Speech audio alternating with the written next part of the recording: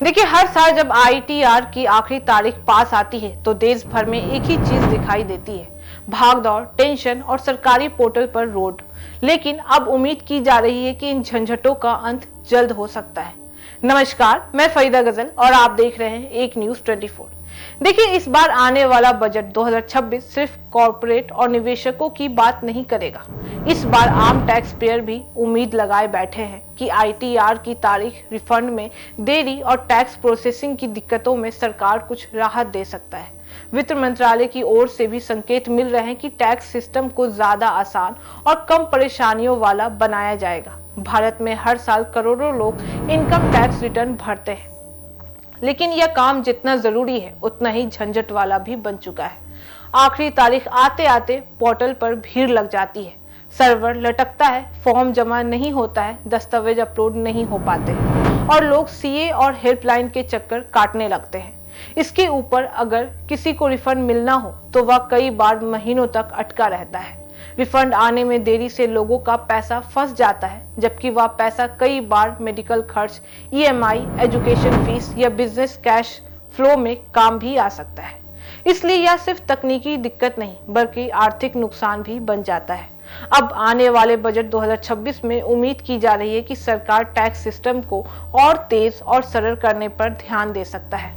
चर्चा है कि आईटीआर की आखिरी तारीख और को लचीला बनाया जाए और फिर पोर्टल को इतने मजबूत तरीके से तैयार किया जाए कि आखिरी हफ्तों में भी बिना प्रेशर के रिटर्न भरा जा सके। एक और उम्मीद रिफंड सिस्टम से की जा रही है। टैक्स पेयर चाहते हैं कि रिफंड ऑटो मोड में तेजी से आए, बिना बार बार स्टेटस चेक किए हुए। आज भी कई लोग ऐसे हैं जिनका रिफंड 3 से 8 महीने तक अटका रहता है और उन्हें पता भी नहीं होता है कि गड़बड़ी कहाँ हुई है। बजट में एक और मांग है कि टैक्स फॉर्म्स को आसान बनाया जाए और लोगों को आईटीआर 1, आईटीआर 2 जैसे फॉर्म भी मुश्किलें लगते हैं, क्योंकि कई शब्द और कॉलम सामान्य भाषा में नहीं लिखे होते हैं।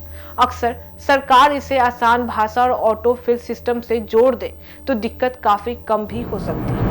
सरकार की तरफ से यह भी सोचा जा रहा है कि डिजिटल टैक्स फाइलिंग पूरी तरह ऑटोमेटिक और डेटा आधारित हो जाए, ताकि bank, PF share, mutual fund और सैलरी का डाटा पहले से भरा हुआ आए और टैक्स पेयर को सिर्फ कंफर्म करना पड़े।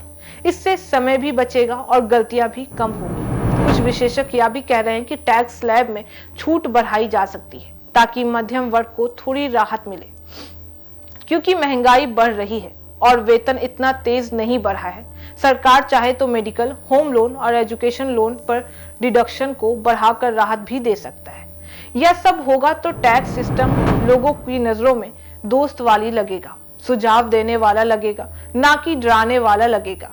एक और राजनीतिक एंगल भी है कि टैक्स पेयर यह वर्ग है जो चुनाव में बड़ा प्रभाव भी रखता है, इसलिए बजट में उन्हें खुश करने का प्रयास हमेशा देखा जाता है।